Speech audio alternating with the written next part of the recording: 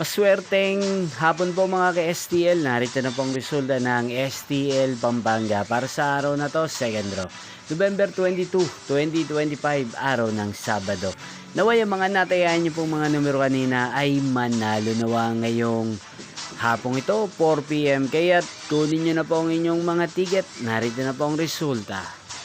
Ang mga numerong nanalo sa STL Pampanga ngayong hapong ito, November 22, 2025, 4 PM, second draw result 13 at 6 in exact order. Again, 13 at 6. At ngayong hapong ito sa STL Pampanga, atin pong i-shoutout si Ate Ara ng Pampanga. Shoutout po sa inyo, Ate Ara. Sana po ay nasa maayos kayong kalagayan.